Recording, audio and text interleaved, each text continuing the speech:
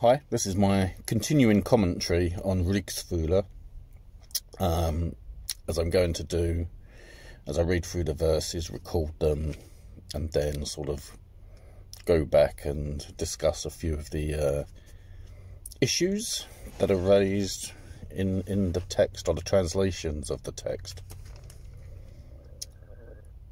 Excuse me. Now, covering stanzas 1 to 7. There's some heavy stuff in there, which means this is probably the hardest part for me to talk about.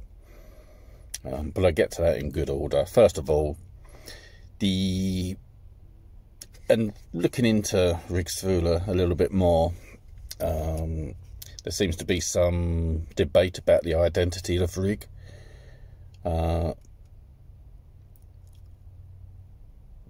There's a lot of suggestion that it's not Heimdall at all, but it is in fact Odin, because Odin likes to dress up as a wanderer and go off wandering and have adventures and stuff to get information, which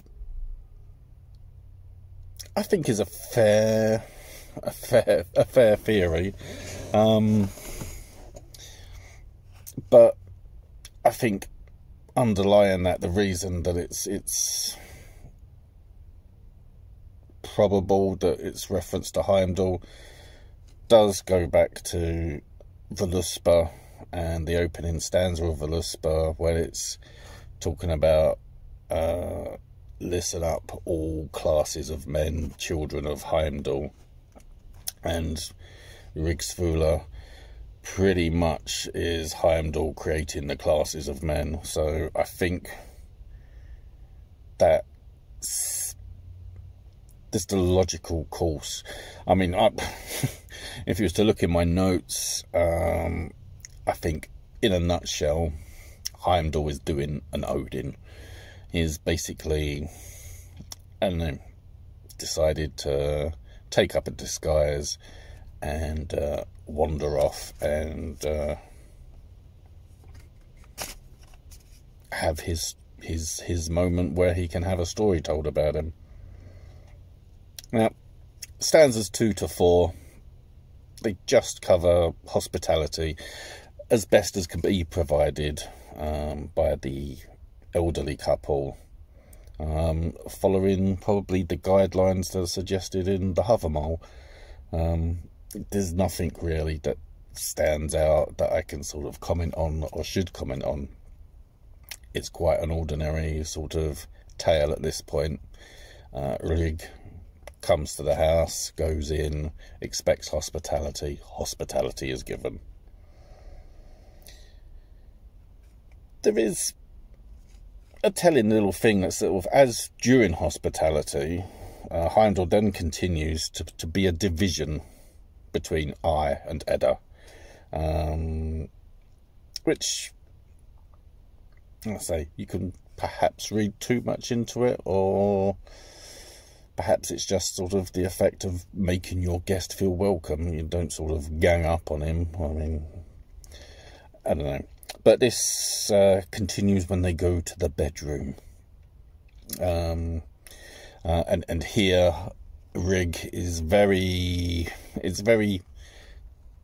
definitive in that Rig sleeps in the middle of the couple, and I think that's perhaps shutting out Ai from any intimacy, or saving him from any bedroom action with his aged wife. I mean, if you go by the alternate translation, Ai and Edda are great-grandfather and great-grandmother, which I suppose, while in Dark Age times, sort of the period of time we're talking about, to be a great-grandparent, you might just be fortunate enough to have endured your life to about 50, 55 years of age. Obviously, women girls were considered women when they had sort of, what should we say, full bodily functions. which by today's standards could be that a girl would be getting married at 12 and start bearing children, which by our modern day standards, obviously, we find that quite abhorrent, because, you know.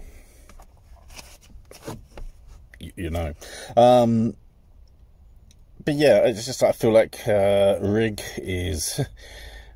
plants himself in the middle and spends 3 nights there, and perhaps he is the ultimate cock block here. He's just like, no, I'll do this, and then he leaves, and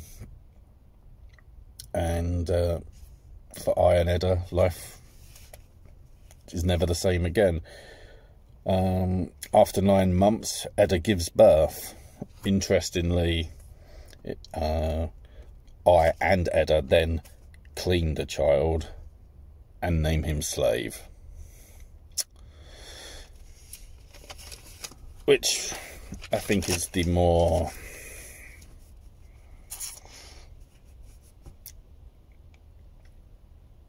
appealing version of being consigned to being a slave. It gets more troubling when we get to the Larrington version. Obviously, I've already said Ai and Edda in that are referred to as great-grandfather and great-grandmother.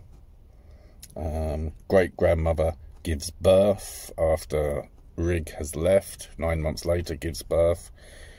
And it's written that she washes the child, not they.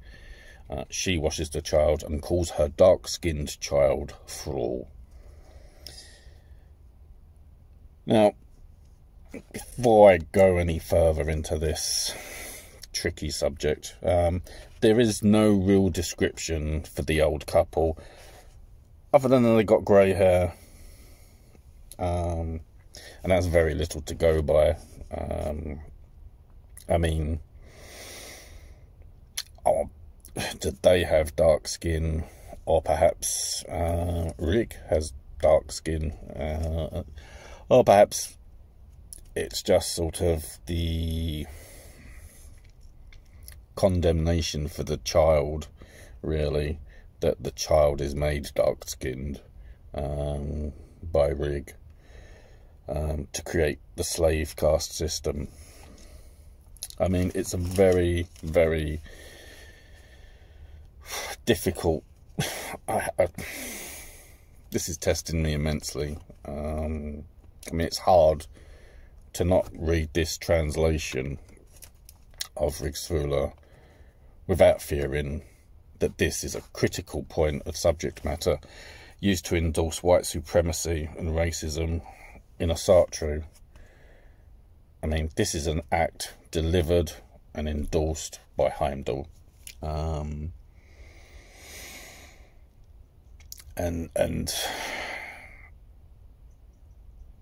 that's painful. It's painful to read that you could just basically write that dark-skinned people were created to be slaves, and that is awful. That's absolutely awful. So, I mean, and it's just like, I've got 2 translations of Rigsthula. I am looking at sort of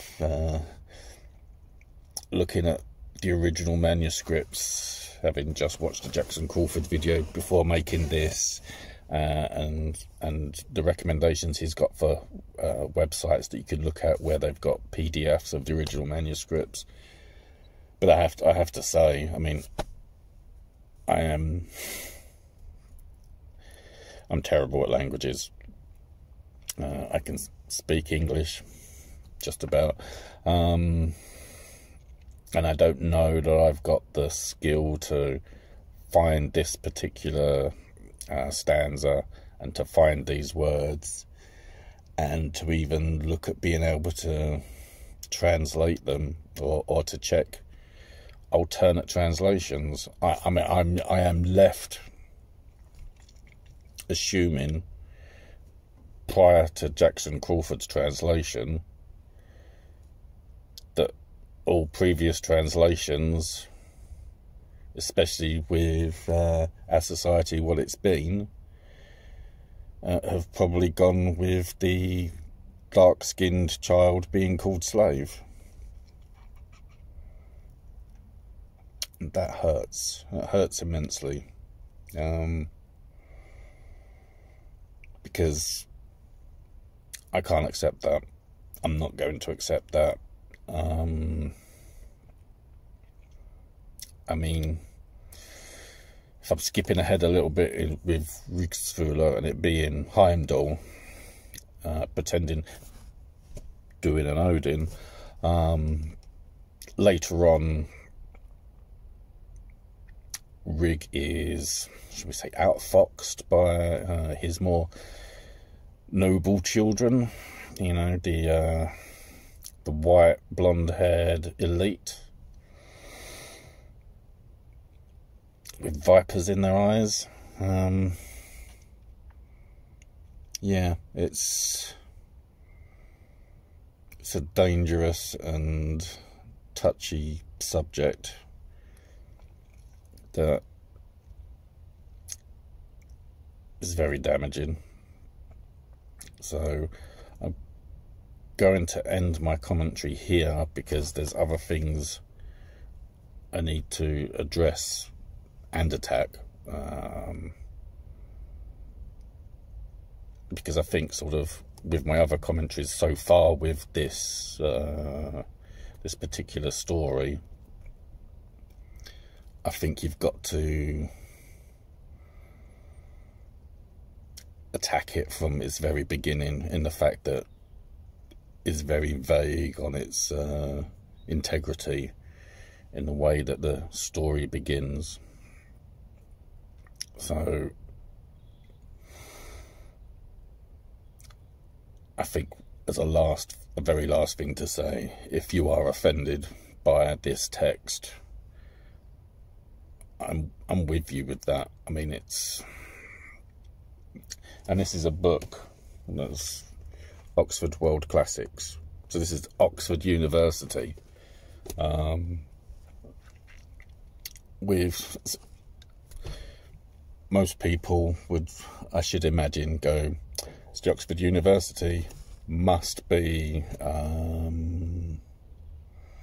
must have credibility, in which case it's giving, I mean, all the wrong people authority to sort of promote racial hatred, and it needs to be countered and dealt with. Obviously, this is from an ancient tale set in a world we thankfully no longer live in, but it still echoes down, and there are people that will take this text to be sort of a mandate to how they should be living their life. I mean, and this is sort of talking about groups like the Asatru Folk Assembly and Steve McNallen, who are very, very dangerous people.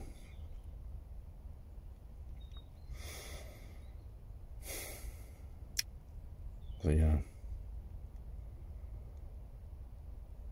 thank you for listening, and I think if you can help as well, I'd really appreciate comments on this, to set things as they should be.